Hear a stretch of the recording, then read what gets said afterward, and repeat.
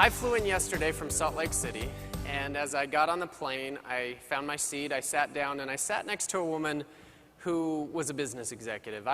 She fit the part, she was wearing a great business suit, she looked exactly like that. I, on the other hand, was wearing shorts, a t-shirt, and flip-flops. And I sat down, and she asked the typical question you would ask when you're traveling to Orlando. She said, "Are you going to Orlando for business or pleasure?" And I said, "I'm going for business. How about for you?" And she said, "I'm going for business." And then she said, "What do you do?" And I said, "I'm a keynote speaker. I'm actually speaking at an association conference tomorrow." And she looked me head to toe, and then she asked me a very blunt question. She said, "Why in the world would anyone hire you to speak to them?" I was offended for a minute, and then I looked at her and I said, "'Cause I'm amazing?"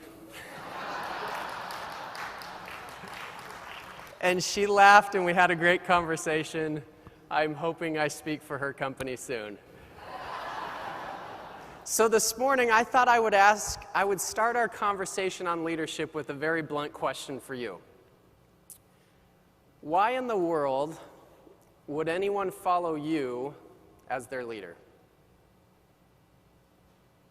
Because you're amazing? I hope so. But ultimately, think about it. Everyone in this room has the opportunity to lead. Everyone in this room has the opportunity within your organization to influence and to persuade and to move people. Everyone here has the opportunity to lead across multiple departments and to influence people so that you can create cooperation and cohesion and synergy towards common goals. In many cases, you're leading and influencing people that are not direct reports to you. And for everyone here in this room, you are leading at a time of the biggest upheaval, the biggest change within the healthcare arena. And because of that, your leadership and your influence is paramount. When Ty Bennett was 21 years old, he and his brother Scott started a business in direct sales, which they built to over $20 million in annual revenue while still in their 20s. Ty has developed over 500 sales managers globally with sales and leadership in 37 countries. In his talks, Ty uses the power of influence and storytelling to provide audiences with tangible techniques that will increase their influence and their impact as leaders and as salespeople. Ty is the best-selling author of The Power of Influence, described by Stephen M.R. Covey as frank, authoritative, and informative. Ty's clients include some of the most recognizable brands in the world: Coca-Cola, Remax, Subway, Blue Cross Blue Shield, Wounded Warrior Project, Choice Hotels, and Nestle. He has even shared the stage with President Bush and President Clinton. We talked about how what we want from our people is commitment, right? That's the ideal. We want committed team members. We want people to be committed. Now, when you look at that, there's two things that work towards and against commitment. You have motivation, the driving force that's going to make people more committed. And on the other hand, you have opposing forces, inhibitors, obstacles, things that are keeping people from that. This is based on a field of study or a hypothesis by Kurt Lewin called the force field analysis. And what he proposes is that we have to figure out which of these is more important. When you're trying to get commitment out of your people, which is more important, that they're motivated or that the obstacles and the inhibitors that keep them from being committed are removed? Which do you think would make more sense? Let me give you a simple story as you think about that. A couple of weeks ago, I'm sitting at my kitchen counter. I'm sitting there and I'm responding to a text, so I'm looking at my phone. My fridge is right over here. My 4-year-old Drew goes, "Dad, can you open the fridge for me?" Now, without looking up from my phone, I know that he can open the fridge. And so I said, "Drew, you're fine, you can open the fridge, just do it." And he starts crying and goes, "Dad, open the fridge, I can't do it." And so I looked up from my phone, I look over, and Drew is holding 5 or 6 Matchbox cars in his hands.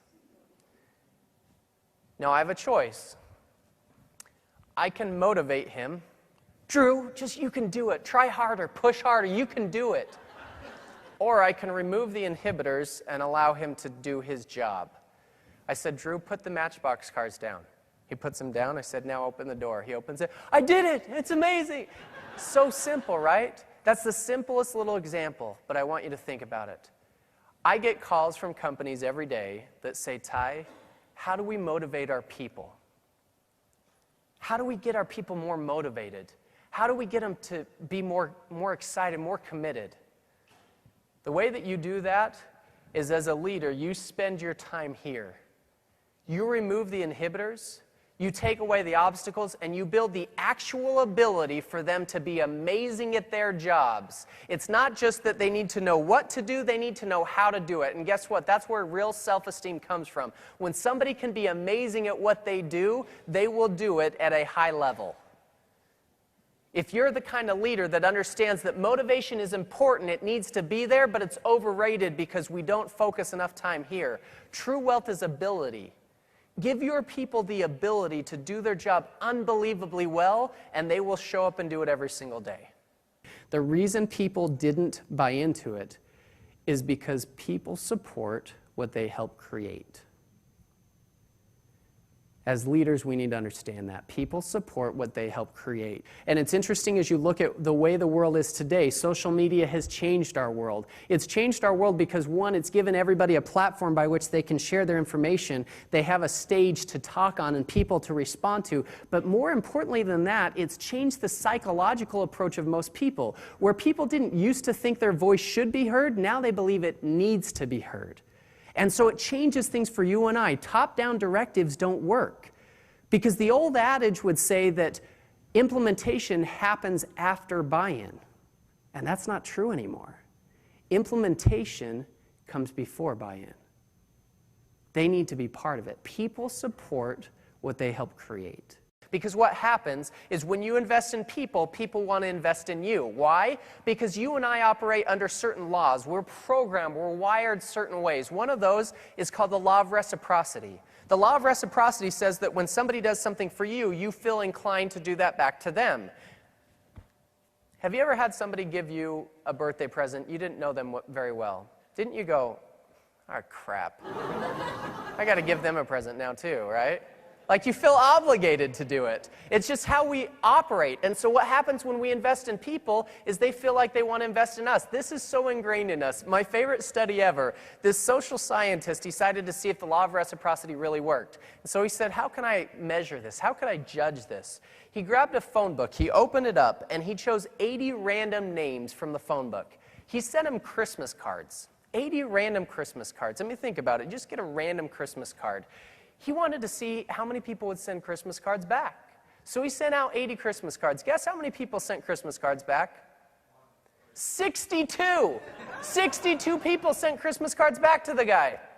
I can only imagine they're sitting there going, is this your cousin? Is this my cousin? I don't know. He sent us one. We better send him one, right? That's how it works. And so as leaders, I don't think that investing in people is just a good idea. I think it is a necessary daily activity. Ty delivers customized keynotes that will make your audience feel like he is one of them. His ability to connect with the audience is based on his customized approach, interactive style, powerful insights, and incredible storytelling. Ty is the best-selling author of The Power of Storytelling, which is currently being used in graduate courses at MIT.